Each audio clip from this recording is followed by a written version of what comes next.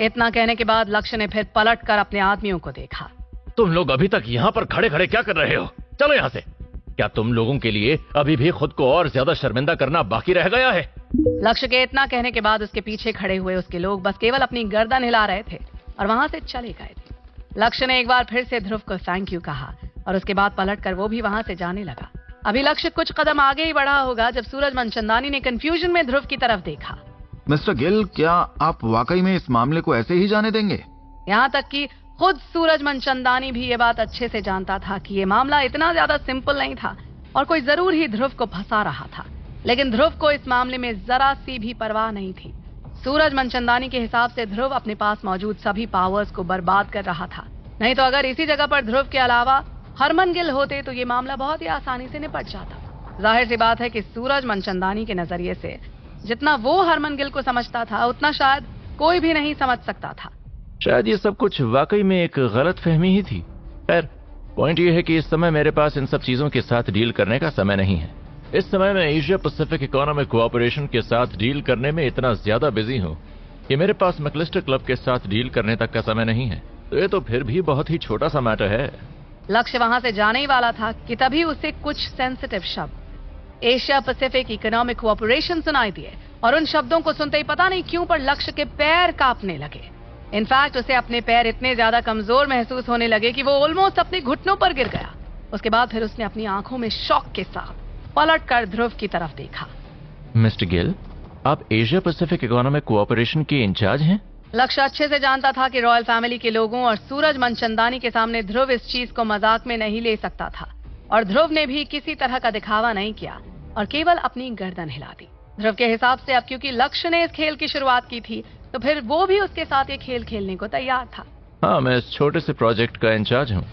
हालांकि ये बात और थी कि ध्रुव की बात सुनकर लक्ष्य की बोलती बंद हो गई थी। ध्रुव का एशिया पैसिफिक इकोनॉमिक कोऑपरेशन को छोटा प्रोजेक्ट बुलाना लक्ष्य के लिए बहुत ही शॉकिंग बात थी। आफ्टर ऑल, अगर कोई एशिया पैसिफिक इकोनॉमिक कोऑपरेशन में आने में कामयाब हो गया तो फिर कोई भी प्रोजेक्ट छोटा नहीं माना जा सकता था। मिस्टर गिल, क्या हम 1 मिनट के लिए बात कर सकते हैं? लक्ष्य को ऐसी फीलिंग आ रही थी जैसे कि कहीं पर कुछ तो गलत था। उसके हिसाब से ध्रुव इतना ज्यादा स्ट्रांग था कि वो उसे हैंडल ही नहीं कर सकता था। रॉयल फैमिली का एशिया पैसिफिक इकोनॉमिक कोऑपरेशन में होना ही सब कुछ ऑलरेडी प्रूव कर रहा था। और तो और, लक्ष्य ने तो यहाँ तक सुना था कि सूरज मनचंदानी खुद ध्रुव को गन के साथ इंटेरोगेशन रूम से बाहर निकाल कर लाया था। ये सब कुछ ऐसे ही तो नहीं हो सकता था।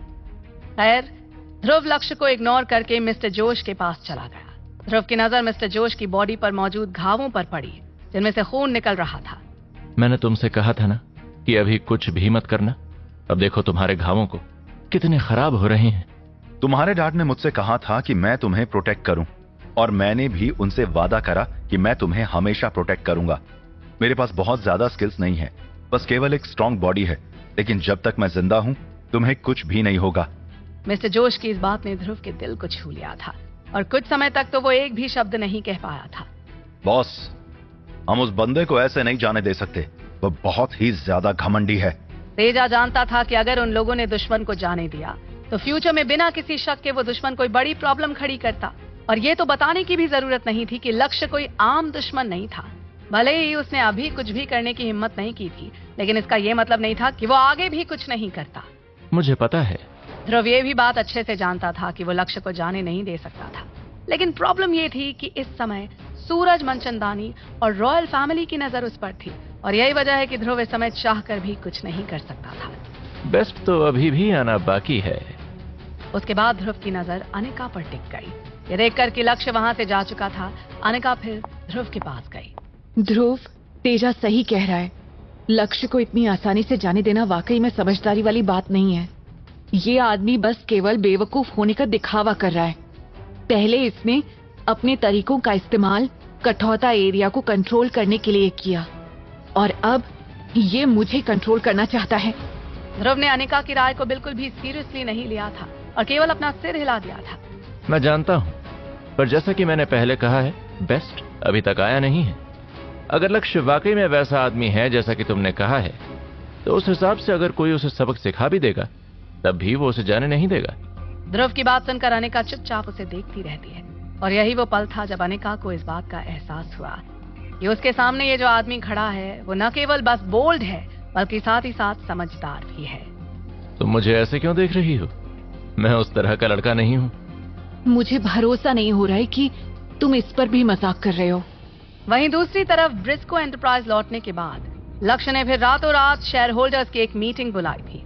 बहुत ही जल्द लक्ष्य का दूसरा बेटा, तीसरा बेटा और टोकस फैमिली के दूसरे इंपॉर्टेंट लोग भी वहां पर आ गए थे। लक्ष्य इस समय देखने में बहुत ज्यादा टेंशन में नजर आ रहा था और उसकी भौएं कस के सिकुड़ी हुई थी। हमने ध्रुव को अंडर एस्टिमेट कर दिया था। लक्ष्य के इस पहले सेंटेंस के कहते ही सभी बोर्ड ऑफ डायरेक्टर्स एक ही झटके में शॉक्ड रह गए थे।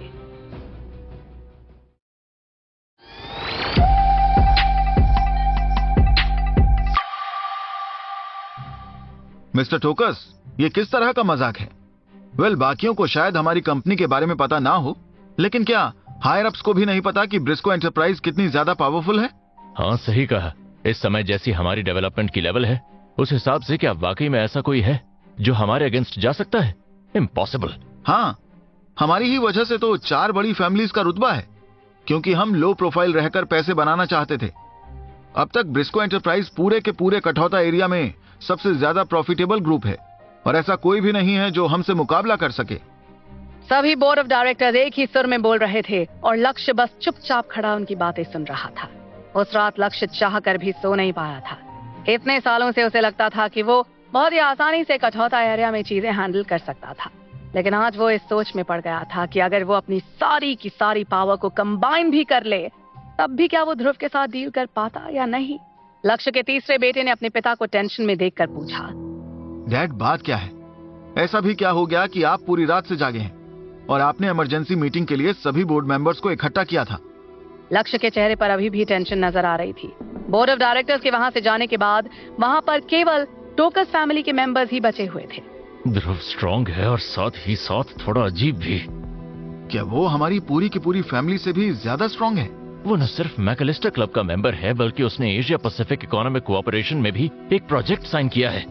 जैसे ही लक्ष्य अपनी बात खत्म करता है पूरे के पूरे कमरे में सन्नाटा छा जाता है। हर कोई बिना कोई शब्द बोले एक दूसरे को देख रहा था। After all, Asia Pacific economic cooperation कोई छोटी बात तो थी नहीं। Dad, Asia Pacific economic cooperation में तो बहुत सारे प्रोजेक्ट्स हैं। वो लोग किस प्रोजेक्ट के इंचार्ज हैं? लक्ष्य के पास इस सवाल का जवाब नहीं था और इसलिए वो केवल नाम में अपनी गर्दन हिला देता है। अगर ध्रुव के पास वाकई में एशिया पैसिफिक इकोनॉमिक कोऑपरेशन में बोलने का हक है तब हमारे सभी प्लान्स धरे के धरे रह जाएंगे। जिंदगी में पहली बार लक्ष्य को अनकंफर्टेबल महसूस हो रहा था।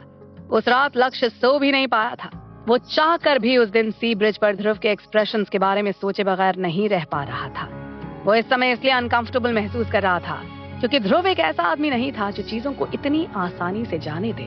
और जैसा कि लक्ष्य को डर था, अगली सुबह लक्ष्य के ब्रिस्को एंटरप्राइज पहुंचते ही उसने देखा कि पूरी की पूरी जगह पर खलबली मची हुई थी। पुलिस का एक बड़ा सा ग्रुप ब्रिस्को एंटरप्राइज पहुंच गया था। ये सब क्या हो रहा है? क्या हुआ है? लक्ष्य पूरी रात सोया नहीं था और इसलिए उसे कंसंट्रेट करने में मुश्किल हो रही थी।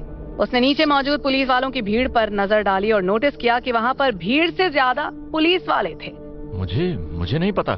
मैंने ऑलरेडी पीआर को इस पर लगा दिया है। लक्ष्य ने आज से पहले कभी भी अपनी आंखों के सामने इस तरह का नजारा नहीं देखा था। आज से पहले कभी भी लक्ष्य ने एक साथ इतने सारे पुलिस वाले नहीं देखे थे। यहाँ तक कि पास्ट में भी अगर कुछ भी होता था तब भी पुलिस पहले ब्रिस्को एंटरप्राइज को इन्फॉर्म करती थी। सूरज, ऐसा लग रहा था जैसे कि लक्ष्य को कुछ समझ में आ गया था। पूरे कठौता एरिया में केवल अभिमन्यु रहेजा ही था जो ऐसा कुछ कर सकता था, लेकिन अब क्योंकि अभिमन्यु रहेजा को उसकी पोस्ट से हटा दिया गया था इसलिए वो चाहकर भी कुछ नहीं कर सकता था। अभिमन्यु रहेजा के अलावा जो आदमी इतनी भारी तादाद में रिसोर्सेज का इस्तेमाल कर सकता था वो था सूरज मनचंदानी। कल रात को जो कुछ भी हुआ था वो बस केवल एक दिखावा नहीं था। यहाँ तक कि सूरज मनचंदानी भी ध्रुव की मदद कर रहा था। ऐसे में ध्रुव की पावर का अंदाजा भी नहीं लगाया जा सकता था। डर, हमारे पीआर के लोगों को अरेस्ट कर लिया गया है। पास्ट में और इस समय पुलिस उसे किस तरह से ट्रीट कर रही थी उसका अंतर बहुत ही ज्यादा बड़ा था। कठौता एरिया के लोग ब्रिस्को एंटरप्राइज को कुछ समझ ही नहीं रहे थे और यहाँ तक कि रिपोर्टर्स भी लगातार उन लोगों की फोटोज ले रहे थे। तुम पहले नीचे जाकर उनके साथ डील करो। उसके बाद लक्ष्य ने अपना फोन निकाला और ध्रुव को फोन लगाया। ध्रुव ने पहले ही रिंग में फोन उठा लिया और ऐसा लग रहा था जैसे कि वो असल में लक्ष्य की कॉल का ही इंतजार कर रहा था। ध्रुव, क्या ये तुम्हारा किया धरा है? मैं एशिया पैसिफिक इकोनॉमिक कोऑपरेशन में सीट हासिल करने के लिए तुम्हें क्रेडिट जरूर दूंगा, लेकिन ये शांत डेवलपमेंट और खुशहाली की दुनिया है। ये सब कुछ करके तुम क्या साबित करना चाहते हो? मैं कुछ समझा नहीं। आप किस बारे में बात कर रहे हैं? ठीक है फिर, अब अगर तुम खेलना ही चाहते हो तो चलो इस खेल को जारी ही रखते हैं, लेकिन इतना समझ लो कि भले ही इस समय रॉयल फैमिली तुम पर भरोसा कर रही है, लेकिन गिल फैमिली तुम पर भरोसा नहीं करेगी। तुम्हें क्या लगता है कि अब तुम मेरे साथ खेल खेल सकते हो? वेल, चलो फिर देख ही लेते हैं। जब दो लोग रेस में उतरते हैं तो एक तो पीछे रहना ही पड़ता है। अब क्योंकि ब्रिस्को एंटरप्राइज मुझे बर्दाश्त नहीं कर सकता है, तो मैं भी आपको बर्दाश्त नहीं कर सकता हूं। यंग मैन, इतना घमंड अच्छा नहीं है। तुम जानते भी हो कि कल रात मैं वहां से सेफली आने में कामयाब कैसे हो पाया। ये किसी और वजह से नहीं हुआ था। रॉयल फैमिली की तुम्हें अरेस्ट करने की हिम्मत नहीं है और इसलिए उन्हें मुझे भी अरेस्ट करने की हिम्मत नहीं है।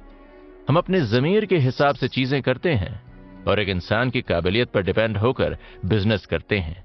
लेकिन अगर तुम किसी को पकड़ना चाहते हो तो उसके लिए तुम्हारे पास सबूत होना चाहिए। लक्ष्य अच्छे से जानता था कि ध्रुव क्या करने की फिराक में है, लेकिन वो ये भी जानता था कि ब्रिस्को एंटरप्राइज के साथ डील करने के लिए इससे कहीं ज्यादा पुलिस वाले लगेंगे।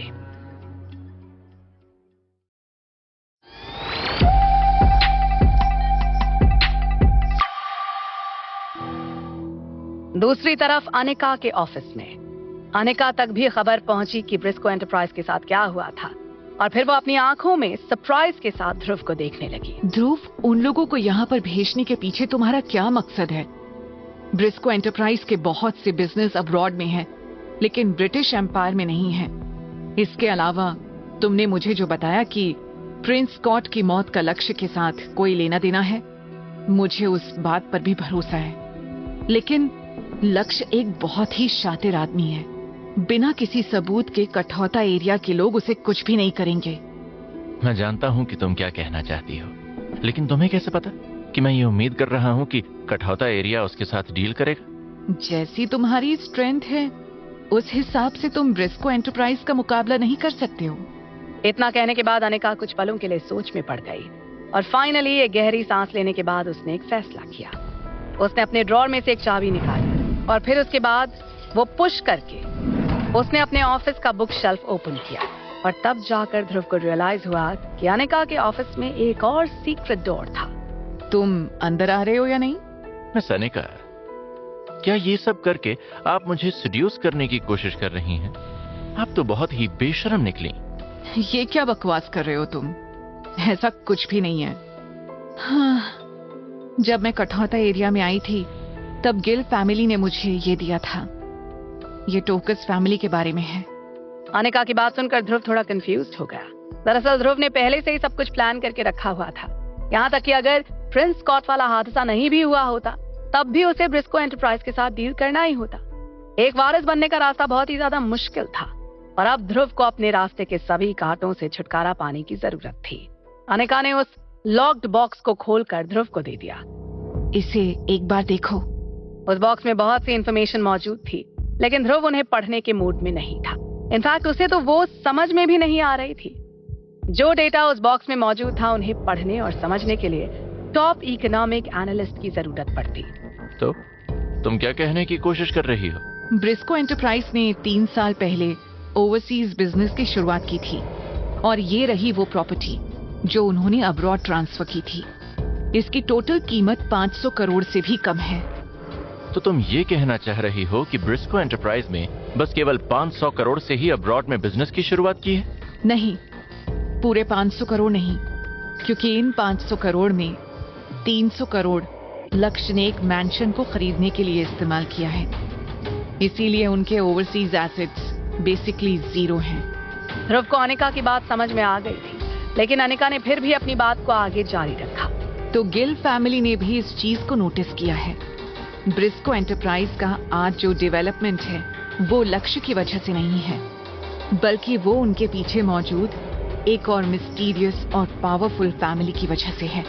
तो तुम ये कहना चाहती हो कि गिल फैमिली लक्ष्य को इसी वजह से सपोर्ट करते रहना चाहती है? है ना? ध्रुव के हिसाब से यह रीजन बहुत ही ज्यादा बोरिंग था। हाँ, इसीलिए अगर तुम्हें लक्ष्य के अगेंस्ट कोई एक्शन लेना है तो न सिर्फ लक्ष्य का ओवरसीज सपोर्ट इस बात को अलाउ करेगा, बल्कि खुद गिल फैमिली भी इस बात को अलाउ नहीं करेगी। लेकिन मैं अलाउ कर दूंगा। तुम? अनिका ने ध्रुव को सब कुछ साफ साफ बता दिया था, लेकिन उसे समझ में नहीं आ रहा था कि ध्रुव फिर भी उसकी बात सुन क्यों नहीं रहा है, कि ध्रुव के दिमाग में जरूरी कुछ ना कुछ चल रहा था। इस तरफ कुछ समय के बाद ब्रिस्को एंटरप्राइज में उथल पुथल मची हुई थी। सभी न्यूज मीडिया ने यह रिपोर्ट करना शुरू कर दिया था कि कैसे आज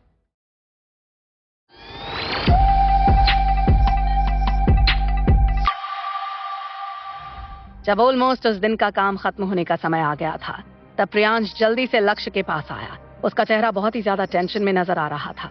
लक्ष्य पूरे दिन टेंशन में था और अब प्रियांश को ऐसे देखकर वो और भी ज्यादा टेंशन में आ गया था। क्या हुआ प्रियांश? इतने घबराए हुए क्यों हो? डैड, हमारे स्टॉक गिर गए हैं। सुबह तो हमारे स्टॉक प्राइस फिर भी बढ़ रहे थे। लक्ष्य अपनी गर्दन हिला रहा था। वो अच्छे से जानता था कि स्टॉक का बढ़ना और गिरना बहुत ही ज्यादा नॉर्मल बात थी। स्टॉक तेजी से गिर गए हैं। जैसे लक्ष्य ने ये सुना, उसकी आईब्राउज सिकुड़ गई। हालांकि वो थोड़ा अपसेट महसूस कर रहा था, लेकिन उसने कुछ कहा नहीं। चलो पहले कुछ समय तक ऑब्जर्व करते रहते हैं। प्रियांश ने अपनी गर्दन तो हिला दी, लेकिन उसके चेहरे पर अभी भी टेंशन नजर आ रही थी। डैड, मुझे ऐसी फीलिंग आ रही है कि हमारे शेयर प्राइस कल फिर से गिर जाएंगे। वैसे तो रॉयल फैमिली का ये सस्पेक्ट करना कि प्रिंस स्कॉट की मौत का हमसे कोई लेना देना है, वो हमारे स्टॉक्स को बहुत ज्यादा अफेक्ट नहीं करेगा। लेकिन मुझे शक हो रहा है कि इसके पीछे किसी मिस्टीरियस ग्रुप का नाम है जो टोकस फैमिली को हर तरफ से अटैक कर रहा है। हाँ, हम कल सुबह फिर से देखेंगे। शाम में ध्रुव और अनिका साथ में डिनर कर रहे थे और डिनर के दौरान अनिका ने नोटिस किया कि ध्रुव अभी भी बहुत ज्यादा रिलैक्स था। मिस अनिका, क्या आप मेरे साथ चलकर आतिशबाजियां देखना चाहेंगी?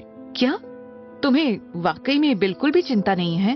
खैर, हमें वैसे भी यहाँ पर कोई काम नहीं है, तो क्यों ना चलकर आतिशबाजी ही देख लें। ऑफ कोर्स, आतिशबाजी के बाद तुम ये भी देख लोगी कि मैं ब्रिस्को एंटरप्राइज के साथ compete कर सकता हूँ या नहीं। मैं बस केवल एक ही बार तुम्हारे साथ जाऊंगी, मुझे निराश मत करना। Of course. इतना कहने के बाद ध्रुव उस जगह से बाहर निकलकर अनिका के साथ टैक्सी में चला गया। टैक्सी के अंदर जाने के बाद ध्रुव को निहाल ने एक मैसेज भेजा। सर, सारी तैयारियां हो गई हैं, सभी इंडस्ट्रीज बंद हो गई हैं। आपके चुटकी बजाते ही वो लोग अपनी अपनी लाइट्स बुझा देंगे और जब आप एक बार फिर से अपनी चुटकी बजाएंगे तो सभी लाइट्स ऑन हो जाएंगी। आप चिंता मत करिए, वो सब के सब ट्रेंड हैं। ध्रुव को बिल्कुल भी चिंता नहीं थी, क्योंकि निहाल सभी चीजों से डील कर रहा था। अगर ध्रुव शो ऑफ करना चाहता था तो फिर वो बहुत ही अच्छी तरह से शो ऑफ करेगा। ध्रुव ने तय कर लिया था कि आज रात वो कठौता एरिया के लोगों को असली आतिशबाजियां दिखाएगा। इस तरफ ब्रिस्को एंटरप्राइज में लक्ष्य टेंशन में इधर से उधर घूम रहा था। फाइनली उसका स्पेयर फोन बजा और वो अलर्ट हो गया। उस फोन से उसने बस एक बार उस मिस्टीरियस फैमिली को कांटेक्ट किया था। फोन कॉल उठाते ही लक्ष्य को लगा था कि दूसरी तरफ मौजूद इंसान उससे ये पूछेगा कि उसने रॉयल फैमिली को नाराज क्यों किया, और लक्ष्य ने उसके लिए एक एक्सप्लेनेशन भी तैयार करके रखा हुआ था। हालांकि ये बात और थी कि दूसरी तरफ मौजूद इंसान ने उससे जो पूछा उसके लिए लक्ष्य तैयार नहीं था। कठौता एरिया का दूसरा वारिस ध्रुव है। शिट, तुमने मुझे ये बात पहले क्यों नहीं बताई? इस तरफ टैक्सी में, हे, अचानक से तुमने आज मुझे आतिशबाजी देखने के लिए इनवाइट क्यों किया? क्योंकि आज मैं बहुत अच्छे मूड में हूँ, और वैसे भी मेन चीज ये है कि मैं अमीर हूँ और इसलिए मैं जो चाहूँ वो कर सकता हूँ। ऐसा भी नहीं है कि आतिशबाजियां वाकई में इतनी एक्सपेंसिव होती हैं। कोई और बेहतर वजह नहीं थी इसके पास?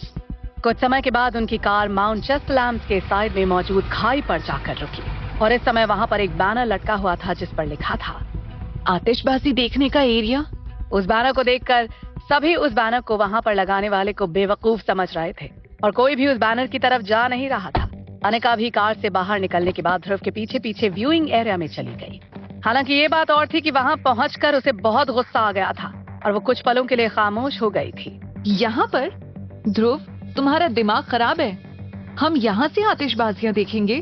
ऑफ कोर्स, बाकी सब भी तो यहीं पर हैं। इतना कहने के बाद ध्रुव ने पलट कर पीछे देखा और नोटिस किया कि तृप्ति और बाकी सब वाकई वहां पर मौजूद थे और तृप्ति के एक्सप्रेशंस अनिका से भी कहीं ज्यादा बदतर थे। ध्रुव को आता हुआ देखकर वो सीधा भागते हुए उसकी तरफ गई। तृप्ति के हिसाब से उसे ध्रुव को किसी भी तरह से रोकना था, क्योंकि ध्रुव ये जो कुछ भी कर रहा था वो रोमांस नहीं था बल्कि पैसों की बर्बादी थी। ये स्टेट का प्रोटेक्टेड फॉरेस्ट है। ध्रुव, तुम्हें क्या लगता है कि तुम अभी भी ज्यादा फेमस नहीं हो? तुम एक बिजनेसमैन हो, कोई इंटरनेट सेलिब्रिटी नहीं हो। इसके अलावा ये चीज कानून के खिलाफ है। उसी समय तृप्ति भी ध्रुव के पास आ जाती है। तृप्ति वहां पर ध्रुव का इंतजार कर रही थी, इसलिए नहीं क्योंकि वो आतिशबाजियां देखना चाहती थी, बल्कि इसलिए क्योंकि वो ध्रुव को कुछ भी और गड़बड़ करने से रोकना चाहती थी। तुम अभी अभी जेल से बाहर आए हो, किसी भी तरह की गड़बड़ मत करो, ठीक है? तृप्ति जानती थी कि ध्रुव बहुत ही ज्यादा जिद्दी है और इसीलिए ध्रुव को वहां से जल्द ले जाने के लिए, राजी करने के लिए उसने कुछ इन्फॉर्मेशन तक निकाली थी। और सभी इन्फॉर्मेशन में एक चीज कॉमन थी, और वो ये कि कैसे वो लोग जो माउंटेन फायर के जिम्मेदार थे उन लोगों को सजा हुई थी। तुम चिंता मत करो, सब ठीक है। भले ही दूसरे तुम्हारी मदद करने के लिए तैयार हैं, लेकिन तुम हमेशा उनके लिए मुसीबत खड़ी नहीं कर सकते हो। मैं अच्छे से जानती हूँ कि सूरज मनचंदानी किस तरह का आदमी है। तुम हमेशा ये एक्सपेक्ट नहीं कर सकते हो कि वो तुम्हें बचाने के लिए सबके अगेंस्ट चला जाए। इसके अलावा हमें जो कुछ भी करना चाहिए वो हमेशा लीगल होना चाहिए। तृप्ति की बात सुनने के बाद ध्रुव ने अपनी गर्दन हिलाई, लेकिन फिर भी वो कहीं से भी रुकने का नाम नहीं ले रहा था। और फिर उसके बाद ध्रुव खुद ही स्टैंड की तरफ चला गया। ध्रुव को अपनी बात को नजरअंदाज करता हुआ देखकर तृप्ति हैरान रह गई थी। क्या तुम कभी भी मेरी बात नहीं सुनोगे? मैं तुम्हारी बात सुन रहा हूँ, लेकिन तुम चिंता मत करो, मैं कोई कानून नहीं तोड़ूंगा। मुझ पर भरोसा करो, ठीक है? ध्रुव की बात सुनने के बाद तृप्ति फाइनली शांत हो गई थी। दूसरी तरफ अनिका भी वहां पर आ गई थी। अनिका को समझ में नहीं आ रहा था कि ध्रुव के दिमाग में आखिर चल क्या रहा था। आफ्टर ऑल वो अपने साथ कोई भी पटाखे लेकर नहीं आया था।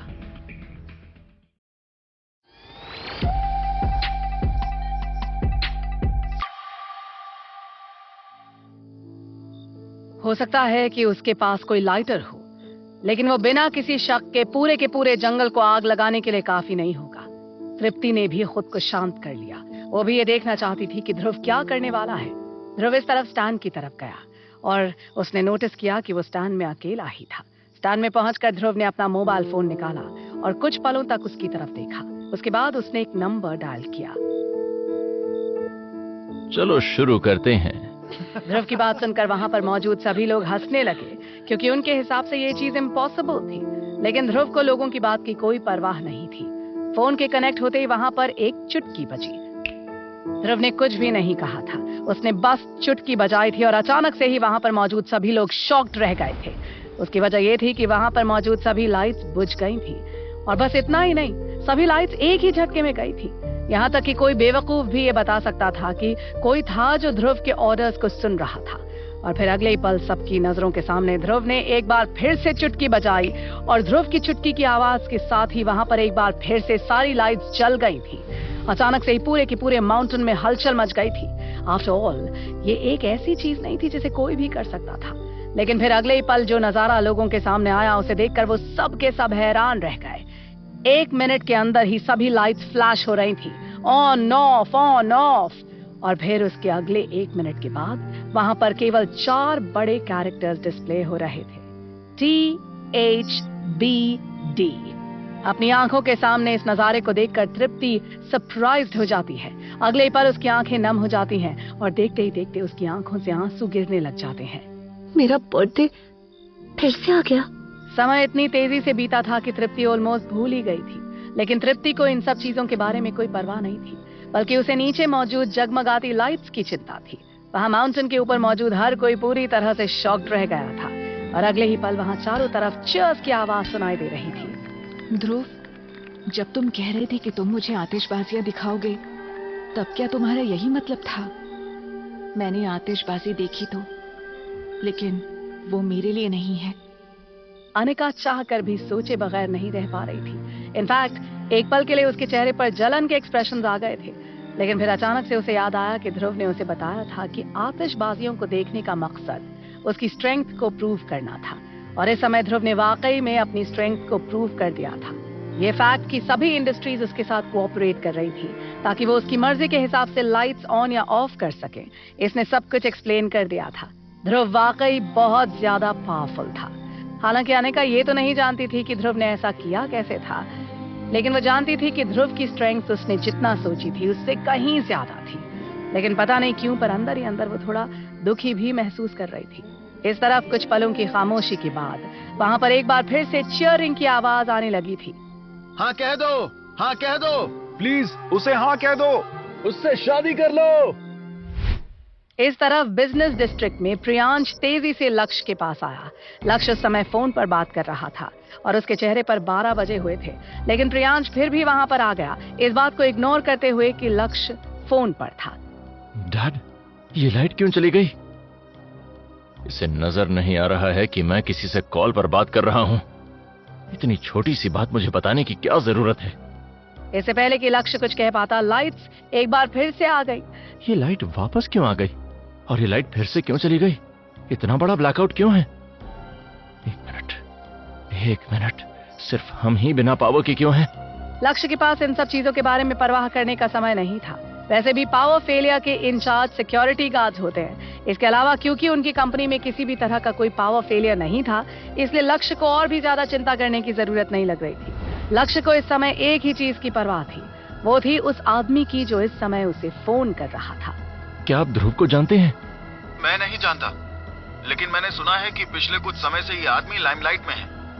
इसके अलावा ये बहुत ही अजीब बात है कि इस समय पर भी रॉयल फैमिली उसकी मदद कर रही है। लक्ष्य, मुझे बहुत ज्यादा निराश मत करो। इस मैटर को तुम्हें बहुत ही अच्छे से हैंडल करना होगा। लक्ष्य को समझते देर नहीं लगी कि फोन के दूसरी तरफ मौजूद इंसान क्या कहना चाहता था। लक्ष्य को ध्रुव को रास्ते से हटाना ही होगा। चिंता मत करिए, हमने इतने लंबे समय से इसके लिए प्लान किया है और यहाँ तक कि कठौता एरिया की 4 बाद फैमिलीज के बीच कंपटीशन को भी गिव अप कर दिया है। चाहे कुछ भी हो जाए, हम इस बार हार नहीं सकते। लक्ष्य हारना नहीं चाहता था और ना ही वो हार सकता था। वो ये प्रूव करना चाहता था कि ध्रुव का उससे कोई मुकाबला नहीं है। हालांकि ये बात और थी कि दूसरी तरफ मौजूद इंसान ने कुछ भी नहीं कहा और बस फोन रख दिया। 2 बीप्स के बाद लक्ष्य ने फोन अपने कान से हटाया और उसकी तरफ देखा। उसे रियलाइज हुआ कि कॉल कटी नहीं थी, दरअसल उसमें कोई सिग्नल ही नहीं था। लक्ष्य ने फोन को अलग रख दिया और फिर एक गहरी सांस ली। तभी अचानक से लक्ष्य ने नोटिस किया कि वहां पर कुछ गड़बड़ थी। उसकी वजह यह थी कि आसपास की लाइट्स फ्लैश हो रही थी और बस इतना ही नहीं, बहुत अजीब तरह से फ्लैश हो रही थी। भले ही लक्ष्य ये नहीं देख पा रहा था कि वहां पर कौन से शब्द नजर आ रहे थे, लेकिन वो ये सेंस कर सकता था कि वहां पर कुछ बहुत ही सीरियस प्रॉब्लम थी। कोई था जो इस पूरी चीज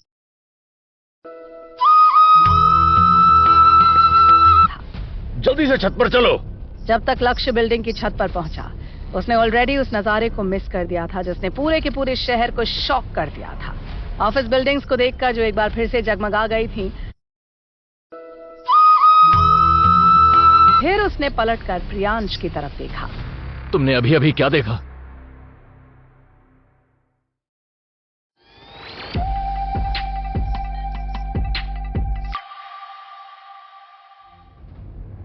लक्ष्य के इस समय होश उड़े हुए थे। वो चाहकर भी ध्रुव की पावर का अंदाजा नहीं लगा पा रहा था।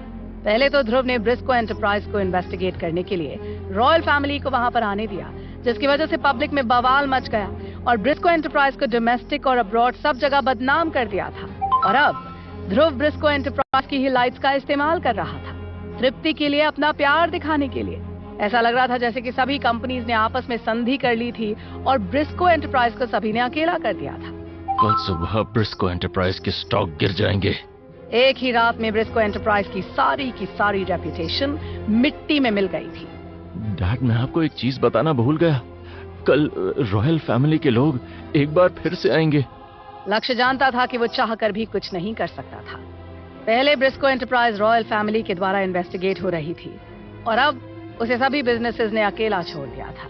यह ध्रुव की तरफ से एक बहुत ही अच्छी चाल थी, जिसका फिलहाल लक्ष्य के पास कोई जवाब नहीं था और इसीलिए उसने केवल अपनी गर्दन हिलानी थी।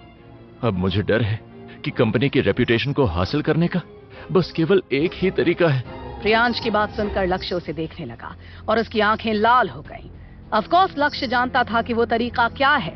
ध्रुव के सामने भीख मांगने, उसे ये कहने कि वो रॉयल फैमिली से ब्रिस्को एंटरप्राइज को अकेला छोड़ने के लिए कह दे और उसके बाद मीडिया में ये अनाउंस कर दे कि उन लोगों से लाइट्स में कुछ गलती हो गई है और इसीलिए उन लोगों ने ब्रिस्को एंटरप्राइज को शामिल नहीं किया।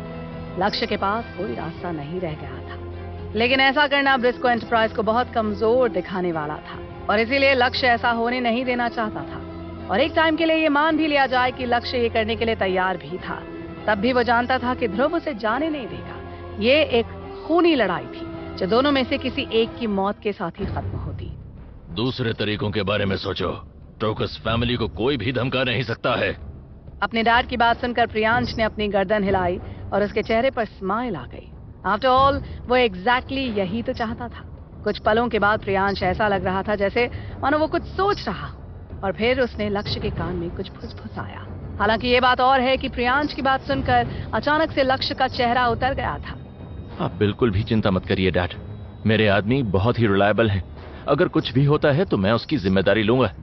प्रियांश की बात सुनकर लक्ष्य ने अपनी गर्दन हिलाई और प्रियांश को जितना हो सके उतना सतर्क रहने के लिए कहा। और फिर उसके बाद प्रियांश अपने साथ कुछ लोगों को लेकर माउंट चेस्टलैम्स चला गया। माउंट चेस्टलैम्स पहुंचकर प्रियांश ने अपने आदमियों को कुछ इंस्ट्रक्शंस दिए और फिर अगले ही पल अचानक से वहां माउंटेन पर आग ही आग नजर आने लगी।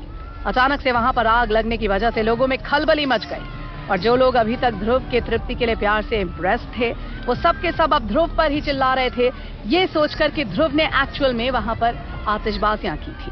तृप्ति भी इस समय हैरान रह गई थी।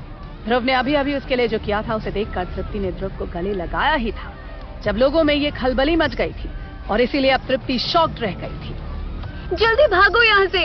हर तरफ आग को देखकर तृप्ति घबरा कर चिल्लाई। जो आग वहां पर लगी हुई थी वो बहुत ही ज्यादा बड़ी थी और उन लोगों के वहां से बचकर निकलने का कोई रास्ता नहीं बचा था। सभी लोगों ने आग से बचने के लिए पार्किंग लॉट की तरफ भागना शुरू कर दिया था क्योंकि इस समय उन लोगों के दिमाग में एक वही जगह थी जो सेफ थी।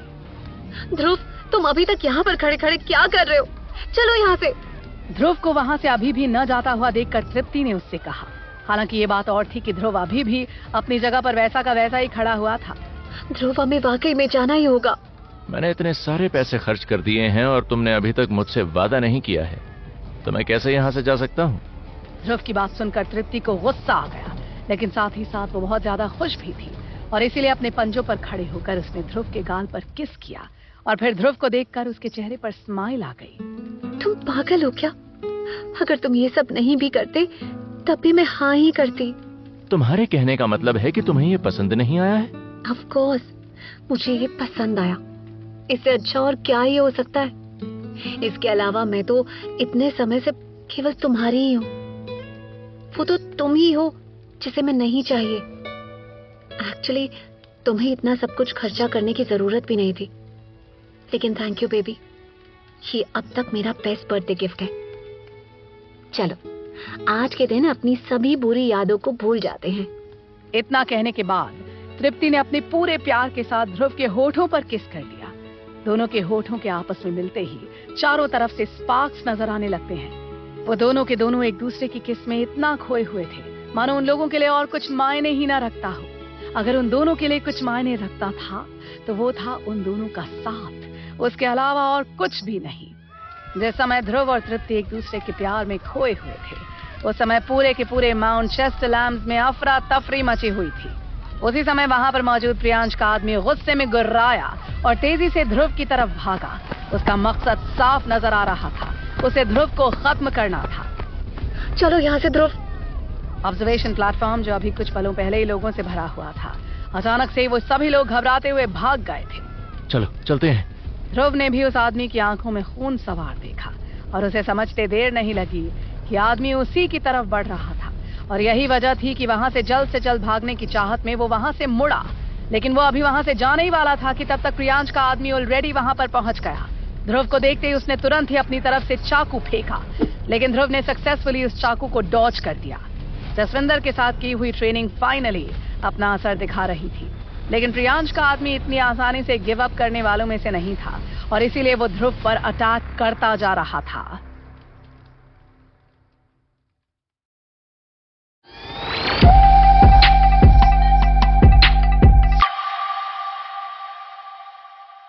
बहुत लोग उस जगह पर ध्रुव की आतिशबाजियां देखने के लिए आए हुए थे और अभी भी उनमें से काफी लोग वहीं पर ही थे। बात जब खुद को बचाने की हो तो ध्रुव वो कर सकता था, लेकिन वो इतने सारे लोगों को अकेला नहीं बचा सकता था। प्रियांश ने अपने आदमियों को ध्रुव पर अटैक करने के ऑर्डर दे दिए थे और उसके ऑर्डर देते ही सभी डायरेक्शन से गोलियों के चलने की आवाजें आनी शुरू हो गई थी। तृप्ति और यहाँ तक कि अनिका भी इस समय बुरी तरह से डरे हुए थे।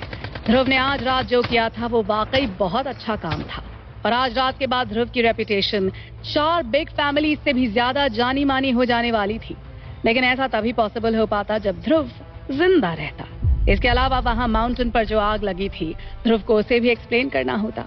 आफ्टर ऑल वो एक स्टेट प्रोटेक्टेड फॉरेस्ट था। लेकिन इस समय इन सब चीजों के बारे में कौन सोचता। इसके अलावा ये तो ध्रुव भी जानता था कि दुश्मन के पास बहुत सारे लोग थे और इसीलिए वो पलटा और अलग डायरेक्शन में भाग गया।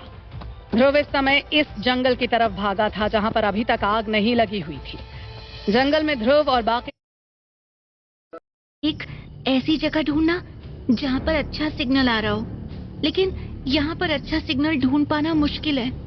और दूसरा, हम ऐसे ही हवा के ऑपोजिट चलते रहें, लेकिन इस तरह से हम बाहर के लोगों से कांटेक्ट नहीं कर सकते हैं।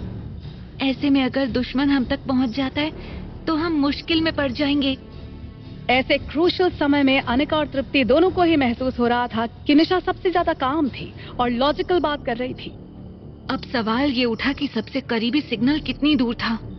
अनिका इस समय हवा के ऑपोजिट नहीं भागना चाहती थी। आफ्टर ऑल दुश्मन के पास बहुत से लोग थे और वो सब के सब गन से लदे हुए थे और यही वजह थी कि अनिका जानती थी कि वो सब के सब पूरी तैयारी के साथ ही आए होंगे। आज रात वो सब के सब ध्रुव को मरता हुआ देखना चाहते थे। यहाँ तक कि अनिका भी ये बात अच्छे से जानती थी कि अगर ध्रुव नहीं मरा तो ब्रिस्को एंटरप्राइज बिना किसी शक के कल कोलैप्स हो जाएगा। हम लोग जाकर कोई ऐसी लोकेशन ढूंढते हैं जहाँ पर सिग्नल हो। तुम थोड़ी देर यहीं पर ही आराम करो। ध्रुव, तुम भी मेरी बहन के साथ जाओ और अपना ध्यान रखना। मेरी चिंता मत करना। अनिका है मेरे पास। मैं थोड़ा आराम करने के बाद ठीक हो जाऊंगी। तृप्ति की बात सुनकर ध्रुव ने अपनी गर्दन हिला दी और उसके बाद ध्रुव और तृप्ति सिग्नल की तलाश में निकल गए। निशा और ध्रुव चलते हुए लगातार अपने फोन का इस्तेमाल कर रहे थे इस कोशिश में कि वो लोग किसी तरह से कोई सिग्नल ढूंढ पाए। निशा बीच बीच में ध्रुव को देख रही थी और जितना वो उसे देख रही थी उतना ही ज्यादा उसे गिल्ट महसूस हो रहा था। आफ्टर ऑल ध्रुव अब उसकी छोटी बहन का होने वाला पति था।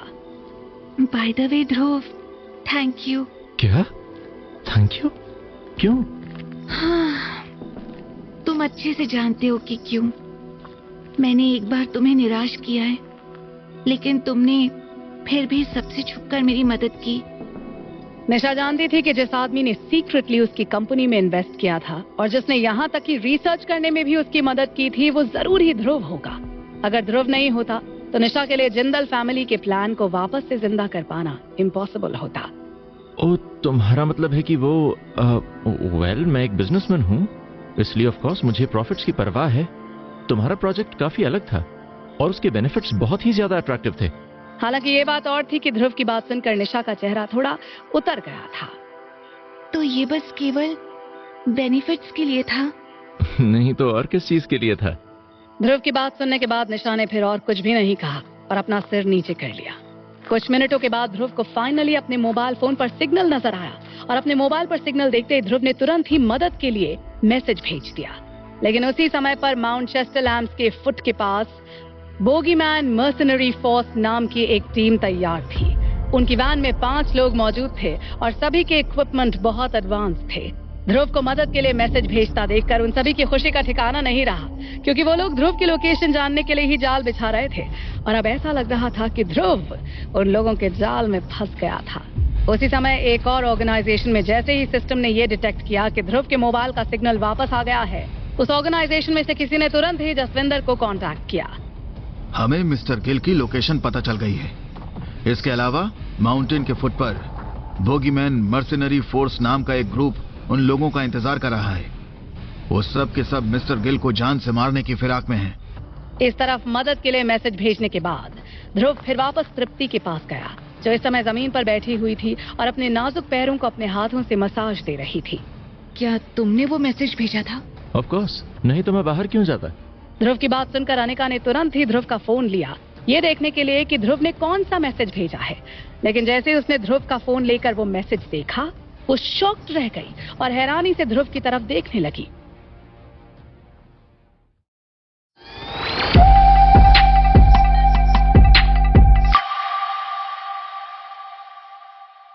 ध्रुव, क्या तुम सच में बेवकूफ हो या जानबूझकर बेवकूफ बनने का दिखावा कर रहे हो? तुम्हें ये सब मजाक लग रहा है? तुमने मदद के लिए मैसेज नहीं भेजा? दरअसल मदद के लिए मैसेज भेजने के बजाय ध्रुव ने अपने ट्विटर पर अपडेट डाला था। हालांकि उसकी ट्वीट पर कोई स्पेसिफिक लोकेशन नहीं थी, लेकिन फिर भी अनिका जानती थी कि ये खतरनाक हो सकता है, क्योंकि दुश्मन ने ध्रुव को जान से मारने के लिए और भी ज्यादा प्रोफेशनल किलर हायर किया होगा और ध्रुव का ये ट्वीट सभी को मरवा सकता था। हालांकि ये बात और थी कि अनिका की बात सुनकर ध्रुव ने ऐसे गर्दन हिला दी मानो वो कह रहा हो कि उसे पता था कि वो क्या कर रहा था। तुम्हारी इस ट्वीट का क्या मतलब है? आज रात जो कुछ भी हुआ था उसके बाद अनिका एक बात तो अच्छे से समझ गई थी कि ध्रुव केवल पावरफुल नहीं है, बल्कि उसका शातिर दिमाग और उसके पीछे मौजूद स्ट्रेंथ किसी भी सोच से परे है। जो आदमी मुझे मारने के लिए आया है वो एक ट्रेन्ड क्रिमिनल है। इस तरह के आदमी के साथ डील करना बहुत ज्यादा मुश्किल होता है। अगर हम उसे पकड़ भी लेंगे और इन केस वो मर जाता है, तब भी हमें उससे कोई भी इंफॉर्मेशन नहीं मिलेगी और हम ये साबित नहीं कर पाएंगे कि इन सब के पीछे लक्ष्य टोकस है। ध्रुव अच्छे से जानता था कि वहां पर जो कुछ भी हो रहा है उसके पीछे लक्ष्य टोकस का हाथ है। लक्ष्य ध्रुव को जान से मारना चाहता है और उसके लिए वो कुछ भी कर सकता है, लेकिन ध्रुव भी लक्ष्य को इतनी आसानी से जाने नहीं देना चाहता था। तो तुम्हें पहले से पता था कि लक्ष्य तुम्हें जान से मारने के लिए किसी को भेजने वाला है? कह सकती हो। मुझे लक्ष्य के इरादों पर पूरा भरोसा था और इसलिए मैं अच्छे से जानता था कि लक्ष्य आज रात मुझे जान से मारने के लिए जरूर ही आएगा। ध्रुव की बात सुनकर अनिका हैरान हो गई और उसका मुंह खुला का खुला रह गया। ये सब कुछ असल में ध्रुव का बिछाया हुआ जाल था। तो क्या तुम उन्हें अपने जाल में फंसाने की कोशिश कर रहे हो? ध्रुव जो कर रहा था अनिका ऐसा करना तो दूर, ऐसा करने के बारे में सोच भी नहीं सकती थी। आफ्टर ऑल टोकस फैमिली बहुत ही ज्यादा पावरफुल थी और इसलिए अगर ध्रुव के पास सबूत था भी तब भी वो चाहकर भी कुछ नहीं कर पाता। इसके अलावा लक्ष्य एक बहुत ही शातिर आदमी था और इसीलिए वो खुद कभी डायरेक्टली सबके सामने नहीं आने वाला था। लेकिन जब ध्रुव ने हाँ में अपनी गर्दन हिलाई तब अनिका के सभी डाउट्स कंफर्म हो गए और वो काफी ज्यादा घबरा गई। चलो अभी इसी वक्त यहाँ से चलो। तुम लक्ष्य के साथ डील नहीं कर सकते हो। वो एक लोमड़ी से भी कहीं ज्यादा शातिर है। ओ, एक लोमड़ी? पर क्या एक लोमड़ी भेड़ियों का सामना कर पाएगी? जब अनिका ने ध्रुव की आंखों में कॉन्फिडेंस देखा तब वो समझ गई कि ध्रुव पर जोर डालना पूरी तरह से बेकार था और उसने फाइनली गिव अप कर दिया। उसी समय पर कठौता एरिया के बीचों बीच मौजूद कॉन्फ्रेंस रूम में रॉयल फैमिली के मेंबर्स मॉनिटरिंग रूम में मौजूद थे और तभी अचानक मुझे मिस्टर गिल की लोकेशन पता चल गई है। मैप पर रेड डॉट को रिस्पॉन्ड करता हुआ देखकर एक पुलिस वाले ने कहा और उसकी बात सुनकर रॉयल फैमिली के लोगों की खुशी का ठिकाना नहीं रहा और उन लोगों ने तुरंत ही अपने आदमियों को ध्रुव की मदद के लिए वहां भेज दिया। सूरज मनचंदानी भी इस समय वहीं पर मौजूद था। साथ मिलकर वो सब के सब ध्रुव की मदद करने वाले थे एक शातिर लोमड़ी से छुटकारा पाने के लिए। और केवल इतना ही नहीं, शहर के एक और कोने में कुछ लोग निशा को लगातार ट्रैक कर रहे थे, इस बात का खास ध्यान रखने के लिए कि वो लोग निशा को सेफ रख सकें। वो सब के सब साइंटिफिक ऑर्गेनाइजेशन के लोग थे जो हर हाल में निशा को सेफ रखना चाहते थे और निशा की लोकेशन का पता चलते ही उन लोगों ने तुरंत ही मिलिट्री को उस लोकेशन की तरफ भेज दिया था। कुल मिलाकर हर तरफ से लोग ध्रुव की लोकेशन की तरफ बढ़ रहे थे।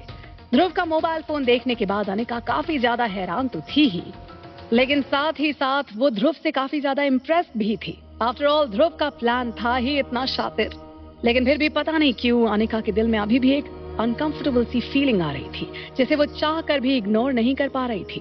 और फिर देखते ही देखते बहुत जल्द माउंट चेस्टलैंड में हेलीकॉप्टर्स की आवाजें सुनाई देना शुरू हो गईं और उन आवाजों को सुनकर ध्रुव के चेहरे पर स्माइल आ गई क्योंकि उसे एहसास हो गया कि उसका प्लान फाइनली काम कर गया है।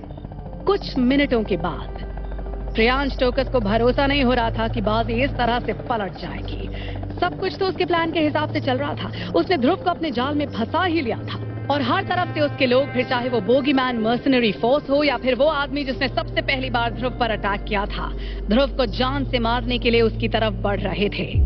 और फिर जब उसने ये देखा कि ध्रुव मदद के इंतजार में उस समय माउंटेन के टॉप पर इसी जगह पर खड़ा हुआ है जहां से वो साफ साफ नजर आ रहा है, तब उसकी खुशी का और भी ज्यादा ठिकाना नहीं रहा था क्योंकि उसके हिसाब से ध्रुव बेवकूफ था जो इस तरह से खुद ही सबके सामने आ गया था।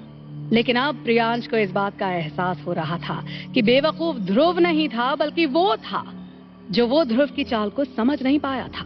अभी 20 मिनट पहले तक जो बाजी उसके अपने हाथों में नजर आ रही थी वो अचानक से उसके हाथों से निकल गई। या शायद बाजी कभी उसके हाथों में थी ही नहीं, और ये सब कुछ केवल एक इल्यूजन था जो ध्रुव ने उसके लिए बनाया था। 20 मिनट पहले हेलीकॉप्टर्स की आवाज के तुरंत बाद जंगल में चारों तरफ से मोटर बाइक्स की आवाजें आना भी शुरू हो गई थी, और बोगीमैन मर्सनरी ग्रुप को समझते देर नहीं लगी कि वो लोग इस समय मुसीबत में हैं, और यही वजह है कि वो सब के सब जल्द से जल्द ध्रुव को जान से मार डालना चाहते थे। लेकिन ध्रुव के पास पहुंचकर उन्हें एहसास हुआ कि ये असाइनमेंट लेकर उन लोगों ने कितनी बड़ी गलती कर दी थी, क्योंकि इससे पहले कि वो या प्रियांश ध्रुव को नुकसान पहुंचा पाते, जसविंदर वहां पर आ गया था, और जसविंदर के वहां पर आते ही पूरी की पूरी बाजी ही पलट गई थी। और उसके बाद तो वहां पर जो हुआ वो प्रियांश के लिए किसी सपने के जैसा ही था। जसविंदर ने न सिर्फ बोगीमैन मर्सनरी ग्रुप का खात्मा कर दिया था, बल्कि उस आदमी को भी खत्म कर डाला था जिसने सबसे पहले ध्रुव पर अटैक किया था। एक ही झटके में जसविंदर ने वहां पर मौजूद सभी को ऐसे जान से मार डाला जैसे मानो वहां पर खुद मौत का देवता आ गया हो। जब मेन बॉस ही नहीं रहा तो बाकी के लोग भी अपनी जान बचाने के लिए कुछ भी नहीं कर पाए थे, और सब के सब जसविंदर के हाथों मारे गए थे। और अब प्रियांश वहां पर अकेला रह गया था, और इस समय उसके दिमाग में एक ही ख्याल आया था, वहां से जल्द भागने का। और अगले ही पल उसने जंगल में भागना शुरू कर दिया।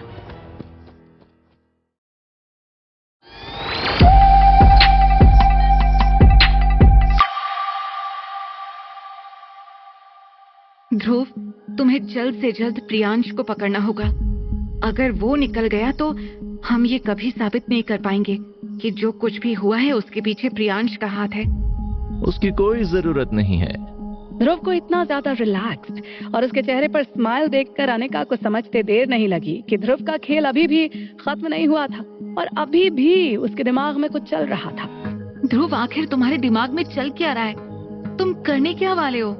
बस देखती जाओ। ध्रुव ने अपनी बात बस खत्म ही की थी कि तभी उसके सिर के ऊपर से हेलीकॉप्टर जैसा कुछ उड़ता हुआ निकल गया था। वो हेलीकॉप्टर इतना नीचे उड़ रहा था कि जमीन से ही उन्हें हेलीकॉप्टर के अंदर से आ रही आवाजें सुनाई दे रही थी। प्रियांश टोकस, तुम royal academy of science and technology की एक साइंटिस्ट निशा का मर्डर करने और माउंट चेस्टर लैम्प्स के नेशनल बोटेनिकल रिजर्व को बर्बाद करने के लिए जानबूझकर आग लगाने के लिए सस्पेक्टेड हो। अभी इसी वक्त सरेंडर कर दो, नहीं तो हमें तुम्हें शूट करना पड़ेगा। देखो प्रियांश, तुम्हारे पास बस केवल 15 सेकंड्स का समय है, सरेंडर कर दो। प्रियांश अपने चारों तरफ देख रहा था और उसने नोटिस किया कि वो चारों तरफ से घिर चुका है, और यही वो पल था जब प्रियांश को एहसास हुआ कि उसने ध्रुव को अंडर एस्टिमेट करके कितनी बड़ी गलती कर दी थी। और जैसे ही उसे इस बात का एहसास हुआ, उसने तुरंत ही अपना फोन निकाला और लक्ष्य को फोन लगाया। लक्ष्य इस समय ब्रिस्को एंटरप्राइज के टॉप फ्लोर पर खड़ा हुआ था जब उसे प्रियांश का फोन आया था। प्रियांश का फोन पिक करते समय लक्ष्य के चेहरे पर एक स्माइल थी, लेकिन इससे पहले कि वो प्रियांश से ये पूछ पाता कि उसने ध्रुव को मार दिया है या नहीं, दूसरी तरफ से उसे प्रियांश की घबराई हुई आवाज सुनाई दी। डैड, हम हार गए। और फिर इतना कहने के बाद प्रियांश ने एक गन निकाली और खुद अपने ही सिर पर गन रखकर एक बैंग की आवाज के साथ ट्रिगर दबा दिया। सब कुछ इतना जल्दी हुआ कि कुछ पलों तक लक्ष्य को कुछ समझ में ही नहीं आया, और जब उसे समझ में आया तब तक सब कुछ खत्म हो चुका था। लक्ष्य को इस बात का कोई अंदाजा नहीं था कि माउंट चेस्टर लैम्प्स में इस समय क्या चल रहा था, लेकिन उसने अभी अभी गन शॉट की आवाज सुनी थी, और वो आवाज सुनकर इतना तो समझ ही गया था कि प्रियांश ने जरूर ही सुसाइड कर लिया था। लेकिन अभी भी लक्ष्य को समझ नहीं आ रहा था कि आखिर ऐसा भी क्या ही हो गया था वहां पर, जो प्रियांश जो इतनी तैयारी के साथ वहां पर गया था, उसे ये कदम उठाना पड़ा। डैड, क्या हुआ? तुम्हारे छोटे भाई ने अभी अभी खुद की जान ले ली है। पर ऐसा कैसे पॉसिबल हो सकता है? प्रियांश इस तरह का लड़का है ही नहीं जो खुद की जान ले ले। इसके अलावा वो तो इतनी तैयारी के साथ वहां ध्रुव को जान से मारने के लिए गया था, तो फिर वो खुद कैसे अपने आप को जान से मार सकता है?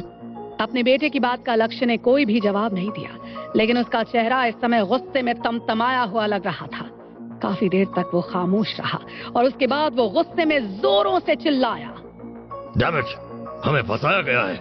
ध्रुव ने हमें अपने जाल में फंसाया है और हम उसके बिछाए हुए इस जाल में बुरी तरह से फंस गए हैं। हम सब ने उसे अंडर एस्टिमेट कर दिया है। ध्रुव, आखिर तुम करना क्या चाहते हो? लेकिन चाहे लक्ष्य इस समय कितना ही ज्यादा गुस्से में क्यों ना हो, पर फिलहाल इस समय उसे ध्रुव से निपटने का कोई तरीका नजर नहीं आ रहा था। कल सुबह ब्रिस्को एंटरप्राइज की स्टॉक वैल्यू क्रैश होने वाली थी, और उससे भी ज्यादा बदतर बात तो ये थी कि ये तो बस एक शुरुआत थी। इस तरफ माउंट चेस्टरलैम्स में ध्रुव, तृप्ति, निशा और अनिका के साथ फाइनली जंगल से बाहर आ गया था। आज जो कुछ भी हुआ था उसकी वजह से निशा और तृप्ति अभी भी काफी ज्यादा सदमे में नजर आ रहे थे। आफ्टर ऑल जो कुछ भी हुआ था वो उन लोगों के लिए किसी रोलर कोस्टर राइड से कम नहीं था। उन लोगों के जंगल से बाहर आते ही निशा ने ठीक से सांस भी नहीं ली थी कि एक हेलीकॉप्टर ऑलरेडी उन लोगों के पीछे पीछे वहां पर आ गया था। मिस निशा, प्लीज हमारे साथ वापस चलिए। उस आदमी की बात सुनकर निशा हैरान थी। वहां पर ध्रुव और अनिका सभी लोग मौजूद थे, तो ऐसे में निशा को समझ में नहीं आ रहा था कि उस आदमी ने सिर्फ उसे ही क्यों बुलाया था। पर फिर निशा की नजर हेलीकॉप्टर पर लगे हुए लोगों पर पड़ी जिस पर लिखा हुआ था royal academy of science and technology. Nisha हमेशा से ही इस अकेडमी में जाना चाहती थी, लेकिन उसने अभी तक वहां के लिए अप्लाई नहीं किया था। तो फिर ऐसे कैसे? पर फिर निशा को अचानक से कुछ रियलाइज हुआ और उसने ध्रुव की तरफ देखा। ये तुमने क्या किया है? ध्रुव ने निशा की बात का कोई जवाब नहीं दिया, लेकिन उसकी खामोशी ये साफ बता रही थी कि ये सब उसने ही किया था। निशा ने ध्रुव की तरफ देखा और फिर उसने तृप्ति को देखकर स्माइल किया। वो चाहकर भी ये सोचे बगैर नहीं रह पाई कि तृप्ति सच में बहुत ज्यादा लकी थी जो उसे ध्रुव जैसा पार्टनर मिला था। तुम और तृप्ति पहले यहाँ से निकलो, यहाँ ज्यादा देर तक रहना सेफ नहीं है। नहीं, हम अकेले नहीं जाएंगे, तुम भी हमारे साथ चलो। नहीं, मैं अभी नहीं आ सकता, क्योंकि अभी भी ऐसा कुछ है जो मुझे करना बाकी है। नहीं, तुम हमारे साथ चल रहे हो। इतना भी क्या इम्पोर्टेंट काम है तुम्हें? इस समय इस हेलीकॉप्टर में जाना सबसे सेफ ऑप्शन है, क्योंकि ये आग अभी कुछ समय तक बुझने वाली नहीं है। मुझे कुछ ऐसा करना है जो एक मर्द को करना चाहिए। तुम चिंता मत करो, मैं केयरफुल रहूंगा। ध्रुव अच्छे से जानता था कि अगर आज उसने लक्ष्य और ब्रिस्को एंटरप्राइज को जाने दिया तो कल वो लोग ध्रुव के साथ निपटने के लिए और भी नए तरीकों और चालों के साथ आ जाएंगे, और इसीलिए ध्रुव को जो कुछ भी करना था वो अभी ही करना था। तृप्ति भी जानती थी कि वो ध्रुव को रोक नहीं सकती थी और इसीलिए उसने गिव अप कर दिया। ठीक है, लेकिन प्लीज तुम अपना ध्यान रखना। इतना कहने के बाद तृप्ति ने फिर ध्रुव के गाल पर किस किया और फिर ना चाहते हुए भी हेलीकॉप्टर पर बैठकर निशा के साथ वहां से चली गई। अब तुम इसके बाद क्या करने वाली हो? ये तुम मुझसे पूछ रही हो कि मैं अब आगे क्या करने वाला हूँ? ध्रुव के हिसाब से उसे कुछ भी करने की जरूरत नहीं थी, क्योंकि उसने सब कुछ सेट करके रखा हुआ था। चलो चलकर जरा ब्रिस्को एंटरप्राइज पर एक नजर डालकर आते हैं। वहाँ पर देखने जैसा क्या है? क्या देखने जा रहे हो तुम?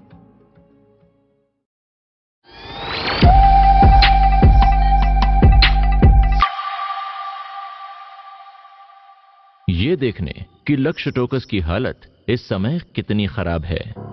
ध्रुव की बात सुनकर अनिका को समझ में नहीं आ रहा था कि वो किस तरह से रिएक्ट करे, और उसी समय पर ब्रिस्को एंटरप्राइज में लक्ष्य ध्रुव के मरने का इंतजार कर रहा था। अनिका इस तरफ ध्रुव की बात सुनकर एक्चुअल में काफी ज्यादा एक्साइटेड थी। उसने इस दिन का बहुत अरसे से इंतजार किया था। ब्रिस्को एंटरप्राइज, वो कंपनी जिसे वो खुद बर्बाद करने की कोशिश कर रही थी, वो अब ध्रुव के हाथों बर्बाद होने जा रही थी। अगर इस समय ध्रुव नहीं होता तो शायद अनिका की जिंदगी में ये मौका कभी आता ही नहीं। तुम इस चीज को लेकर कॉन्फिडेंट तो हो ना? मेरा मतलब है कि तुम्हें पता होना चाहिए कि अगर तुम इसमें नाकाम रहे तो लक्ष्य सच में तुम्हें जान से मार डालेगा। तुम्हें ऐसा क्यों लगता है कि मैं नाकाम हो जाऊंगा? भरोसा रखो, जो होगा उसे देखकर तुम्हें भी अच्छा लगेगा। ध्रुव की ये बात सुनकर अनिका फिर खामोश हो गई और उसने आगे कुछ भी नहीं कहा। उसके बाद फायरमैन की मदद से ध्रुव और बाकी सब माउंटेन से नीचे उतरने में कामयाब हो गए और सीधा अपनी अपनी कार के लिए पार्किंग लॉट चले गए। जब तक ध्रुव और अनिका अपनी कार से कठौता एरिया पहुंचे थे तब तक ऑलमोस्ट सुबह हो गई थी। अनिका पहले अपनी खुद की कंपनी में वापस गई थी ताकि वो अपने कपड़े बदल सके। लिविंग रूम में मेरा इंतजार करना। ध्रुव से इतना कहने के बाद अनिका फिर शावर लेने के लिए चली गई और ध्रुव वहीं लिविंग रूम में ही रहकर अनिका के ऑफिस को ऑब्जर्व कर रहा था। वो रात बहुत ही बेचैनी भरी थी। ध्रुव जानता था कि कुछ बहुत ही बड़ा होने वाला है। ब्रिस्को एंटरप्राइज और उसके बीच की ये लड़ाई अभी तक खत्म नहीं हुई थी। ध्रुव जानता था कि अगर ये मैटर शुरू हो गया तो ये कठौता एरिया की इकोनॉमी को बहुत ही सीरियस नुकसान पहुंचाएगा, चाहे ब्रिस्को एंटरप्राइज अच्छी हो या बुरी।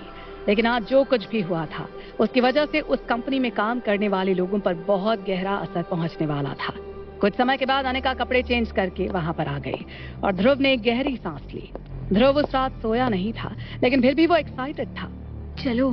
करीब सुबह के 8 बजे थे जब अनिका और ध्रुव अनिका की कंपनी से बाहर निकले। स्टॉक मार्केट खुलने वाला है। अनिका की बात सुनकर ध्रुव ने बस स्माइल कर दिया और आगे कुछ भी नहीं कहा। उसी समय ब्रिस्को एंटरप्राइज में लक्ष्य ने ध्रुव को जान से मारने की सारी तैयारी कर ली थी। तभी लक्ष्य के बेटे टोनी ने आकर उसे बताया डैड, नीचे रिपोर्टर्स आए हैं। मैं जानता हूँ, तुमने उन्हें वापस भेजने की तैयारी कर ली है। लक्ष्य की बात सुनकर टोनी ने हाँ में गर्दन हिला दी। टोकस फैमिली इस समय जिंदगी और मौत के कगार पर खड़ी है। उम्मीद करता हूँ कि तुम ये जानते हो। ऑफ कोर्स, टोनी इस बात को समझता था और इसीलिए उसने एक बार फिर से अपनी गर्दन हिला दी। लक्ष्य के चेहरे पर फिर एक ईवल स्माइल आ गई और उस स्माइल को देखकर टोनी को अनकंफर्टेबल महसूस हो रहा था। मेरे पास इस समय तुम्हारे लिए एक बहुत ही इंपॉर्टेंट काम है। टोनी उस फोटो को देखकर हैरान रह गया क्योंकि वो फोटो किसी और की नहीं बल्कि मालिनी की थी। डैड, आप क्या कहना चाहते हैं? टोनी, ध्रुव के तरीके बहुत ही खतरनाक हैं। इतने सालों में आज तक मैंने ध्रुव से ज्यादा खतरनाक अपोनेंट नहीं देखा। उसके आसपास के लोग, फिर चाहे वो निहाल हो, तेजा हो या फिर जसविंदर हो, वो सब के सब एक्स्ट्रॉर्डिनरी लोग हैं। इस तरह के लोगों के साथ डील करने के लिए हम टोकस फैमिली को एक साथ होना पड़ेगा।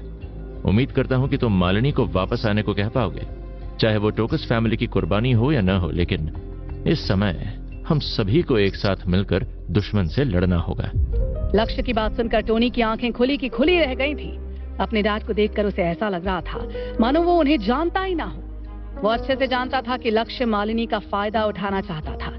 मालिनी लक्ष्य के लिए एक बहुत ही इंपॉर्टेंट पॉन थी, चेस का एक ऐसा पीस जो ध्रुव को कंट्रोल में रख सकता था। अब जल्दी जाओ और काम पर लगो। मुझे भरोसा है कि तुम उसे ढूंढकर वापस ले आओगे। मुझे तुम पर पूरा भरोसा है।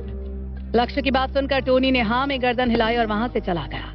टोनी के वहां से जाने के बाद लक्ष्य का दूसरा बेटा अरुण वहां पर आया। डैड, स्टॉक मार्केट खुल गया है। ब्रिस्को एंटरप्राइज के स्टॉक कैसे हैं? लक्ष्य के हिसाब से यही वो पल था जो इस बात को तय करने वाला था कि टोकस फैमिली जिंदा रहेगी या मर जाएगी। ओपनिंग प्राइस में भारी गिरावट आई है। अरुण की बात सुनकर लक्ष्य गुस्से में आग बबूला हो गया। आफ्टर ऑल ओपनिंग प्राइस में गिरावट आई थी और उसके बावजूद अरुण अभी भी स्माइल कर रहा था। लेकिन डैड, इस समय बिजनेस वॉल्यूम को तो देखिए। लक्ष्य ने डेटा को देखा तो उसकी आईब्राउज सिकुड़ गईं। लक्ष्य ने फिर एक गहरी सांस ली और जोरों से हंसने लगा। उसे अब बेहतर महसूस हो रहा था।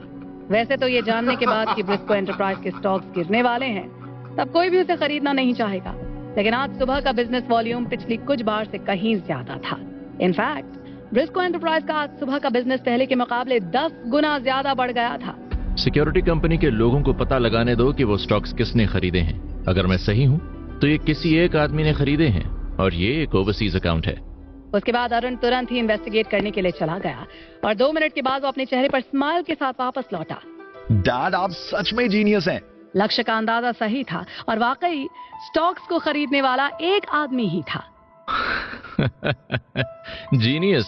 मैं जीनियस नहीं हूँ, बल्कि कोई है जो हमारे पीछे हमारा सपोर्ट बनकर हमारी मदद कर रहा है। लक्ष्य की बात सुनकर अरुण शॉक्ड रह गया और उसे समझ में नहीं आया कि वो किस तरह से रिएक्ट करे। डैड, ये आदमी कौन है जो हमारी मदद कर रहा है? ये बहुत ही ज्यादा कमाल का है। अरुण की बात सुनकर लक्ष्य ने बस स्माइल कर दिया और बहुत ज्यादा रिएक्शन नहीं दिखाया। वैसे तो लक्ष्य को उस मिस्टीरियस पर्सन या अगर वो कोई फैमिली थी तो उस फैमिली पर बहुत ज्यादा भरोसा नहीं था, लेकिन आज उसी फैमिली ने ही उसकी मदद की थी। ओपनिंग प्राइस को देखकर लक्ष्य और ज्यादा से ज्यादा संतुष्ट हो रहा था। ये मूव बहुत ही कमाल का था और लक्ष्य को भरोसा था कि इस मूव से उसने ध्रुव को मात दे ही दी थी। लेकिन फिर ब्रिस्को एंटरप्राइज के स्टॉक खुलने के आधे घंटे के अंदर ही शेयर्स के प्राइस बढ़ गए थे और तो और अभी भी उस शेयर के प्राइस बढ़ने के चांसेस बहुत ही ज्यादा थे। ये देखकर न सिर्फ लक्ष्य बल्कि पूरा का पूरा शहर शॉक्ड रह गया था। इंटरनेट पर लगातार कमेंट्स पोस्ट हो रहे थे, जिनमें से ज्यादातर कमेंट्स इस बारे में थे कि ब्रिस्को एंटरप्राइज कितनी कमाल की है। उनकी नजरों में लक्ष्य बहुत ही ज्यादा इंटेलिजेंट आदमी था।